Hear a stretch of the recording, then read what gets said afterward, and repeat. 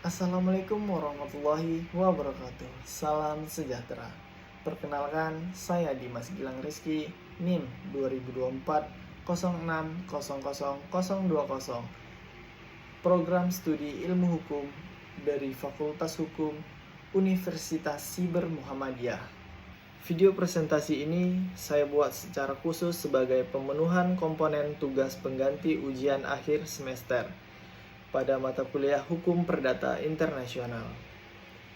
Pada kesempatan ini saya akan mempresentasikan materi yang sangat krusial di era globalisasi ekonomi saat ini dengan judul Konflik Hukum dalam Perjanjian Internasional, Penyelesaian Sengketa Kontrak Lintas Negara dalam Hukum Perdata Internasional.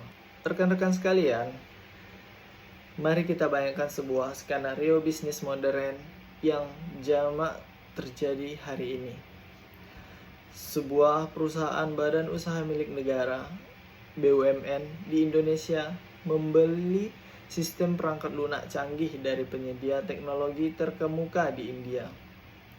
Proses negosiasi dilakukan secara virtual. Draft kontrak ditandatangani secara elektronik di atas server yang berlokasi di Singapura. Dan kontrak tersebut secara tertulis menyatakan tunduk pada hukum material Inggris.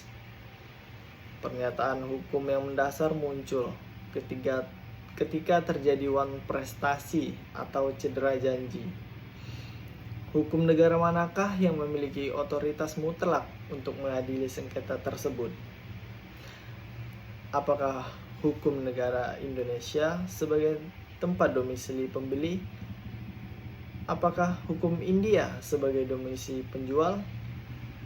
Atau hukum Singapura sebagai tempat server transaksi?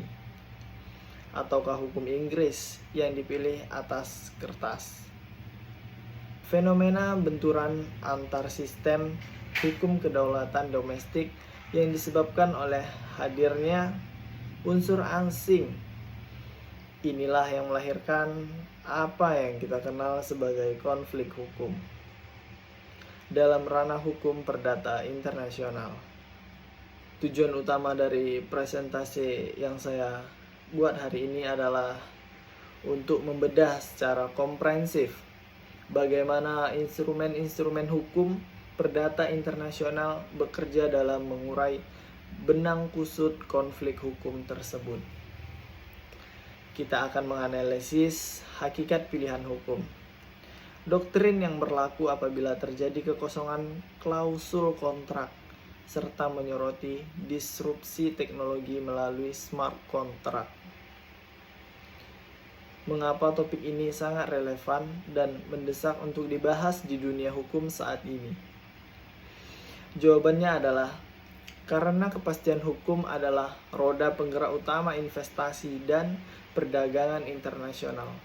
Tanpa adanya pemahaman HPI yang matang, para pelaku bisnis dan praktisi hukum di Indonesia akan terjebak dalam bencana yuridis, di mana sebuah kasus bila dimenangkan di atas kertas di luar negeri, namun putusannya lumpuh dan tidak dapat dieksekusi secara nyata di lapangan. Melalui presentasi ini, saya akan menemukan jawaban dan solusi hukumnya.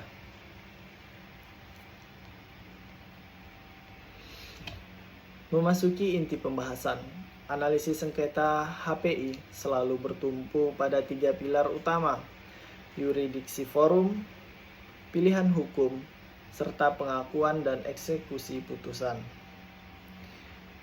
Untuk membedah sengketa ini, pisau analisis pertama yang wajib digunakan oleh seorang yuris adalah titik pertalian. Pertama, kita mengenal titik pertalian primer, yaitu faktor-faktor fakta yang melahirkan hubungan HPI dan membedakannya dari perkara perdata domestik murni. Dalam contoh kasus kita, perbedaan kewarganegaraan, perbedaan domisili, badan hukum antara perusahaan Indonesia dan India merupakan titik pertalian primer. Yang kedua, ada titik pertalian sekunder. Apa itu titik pertalian sekunder? titik pertalian sekunder adalah faktor penentu yang digunakan untuk mencari hukum negara mana yang harus diberlakukan.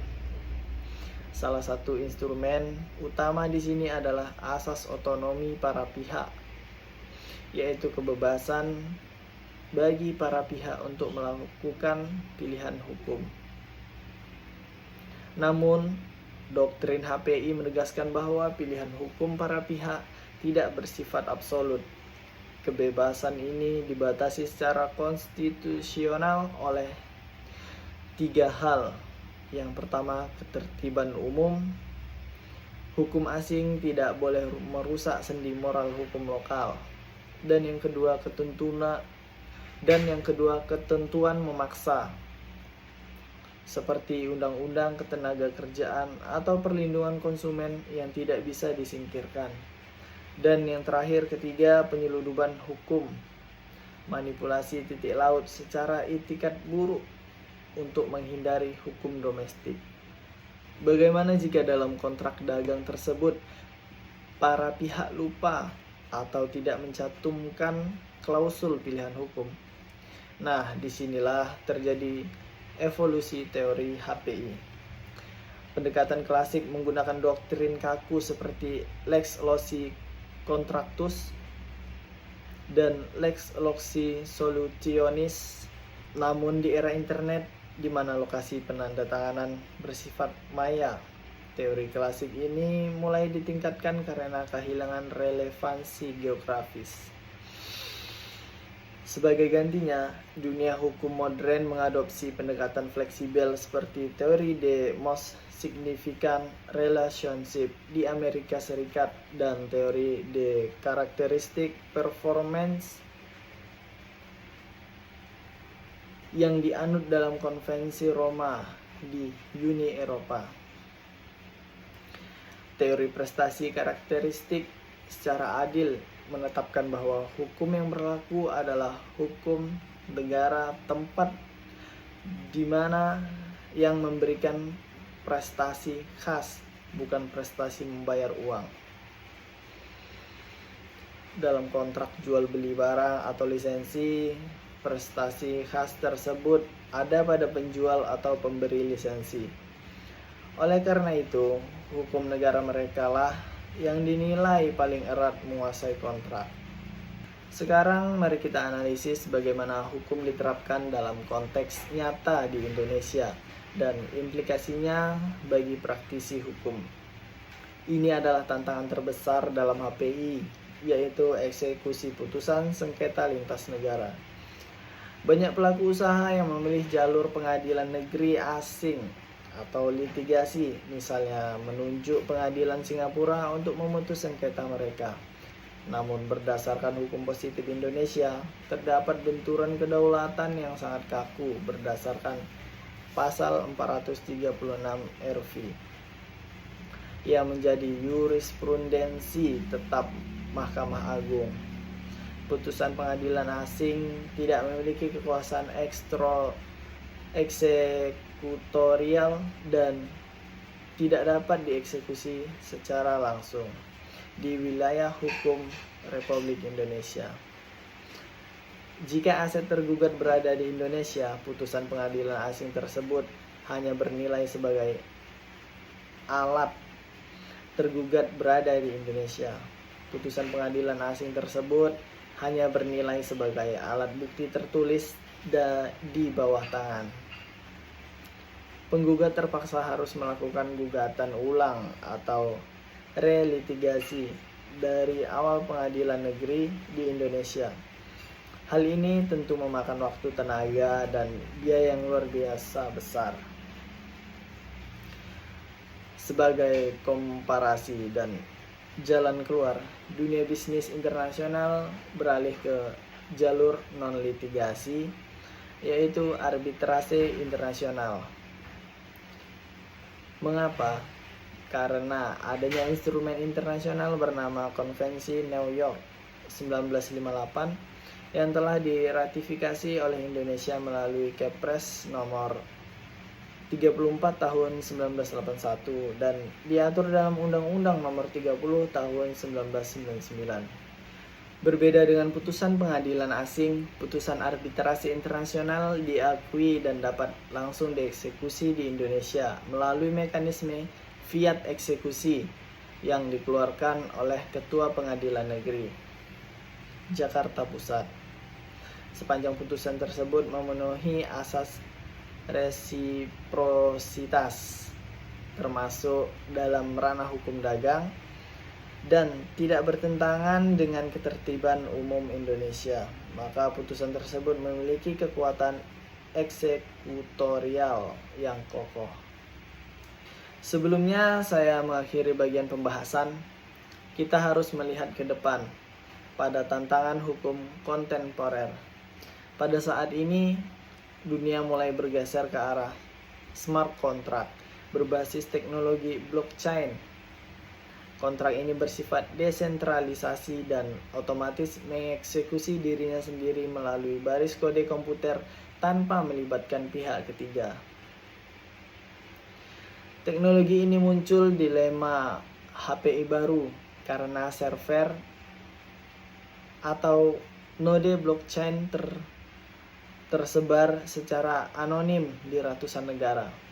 Geografi fisik menjadi sirna. Konsep tradisional seperti tempat pembuatan kontrak kehilangan maknanya.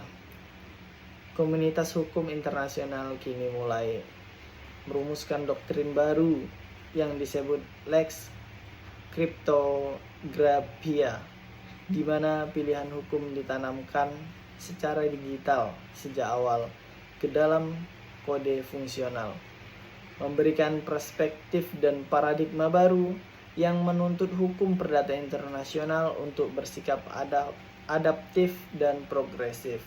Rekan-rekan sekalian dan dosen penguji yang saya hormati, kita telah sampai pada bagian akhir dari presentasi ini. Izinkan saya merangkum beberapa poin kesimpulan esensial dari analisis yang telah kita lakukan. Yang pertama, hadirnya unsur asing dalam transaksi dagang internasional secara absolut akan memicu konflik hukum. Konflik ini tidak boleh dibiarkan tanpa kepastian hukum, dan instrumen terbaik untuk menyelesaikannya adalah dengan menegakkan asas otonomi para pihak melalui klausul pilihan hukum yang tegas. Yang kedua, hukum positif di Indonesia sangat membatasi eksekusi putusan pengadilan asing berdasarkan pasal 436 RV. Oleh karena itu, mekanisme pengakuan internasional melalui Konvensi New York 1958 menjadikan arbitrasi internasional sebagai forum penyelesaian sengketa yang paling efektif, aman, dan memiliki kepastian eksekusi bagi kontrak bisnis lintas negara yang melibatkan yurisdiksi Indonesia. Berdasarkan kesimpulan tersebut, saya merumuskan rekomendasi praktis khusus bagi para praktisi hukum, akademisi, maupun penasihat hukum perusahaan di Indonesia. Yang pertama, dalam setiap penyusunan draft kontrak bisnis internasional, jangan pernah membiarkan kontrak tersebut bisu tanpa klausul penyelesaian sengketa. Selalu kawinkan klausul pilihan hukum yang mapan dan netral dengan klausul pilihan forum berupa lembaga arbitrasi internasional institusional. Kedua, pastikan untuk selalu melakukan analisis mitigasi risiko aset. Pastikan bahwa negara tempat lawan bisnis Anda bernaung atau negara tempat aset mereka berada merupakan negara anggota penandatanganan Konvensi New York 1958 demi menjamin kelancaran eksekusi putusan di masa depan. Demikianlah presentasi ujian akhir semester ini saya sampaikan. Saya ucapkan terima kasih yang sebesar-besarnya kepada dosen pengampu Dr. Muhammad Rizal SH.MH atas bimbingannya selama 1 semester ini, kepada seluruh audiens yang telah memberikan perhatian dalam terhadap pemaparan materi ini, kritik dan saran yang membangun sangat saya harapkan demi kesempurnaan pemahaman hukum kita bersama. Mohon maaf atas segala kekurangan dalam kata maupun penyajian. Terima kasih. Wabillahi taufik wal hidayah. Wassalamualaikum warahmatullahi wabarakatuh.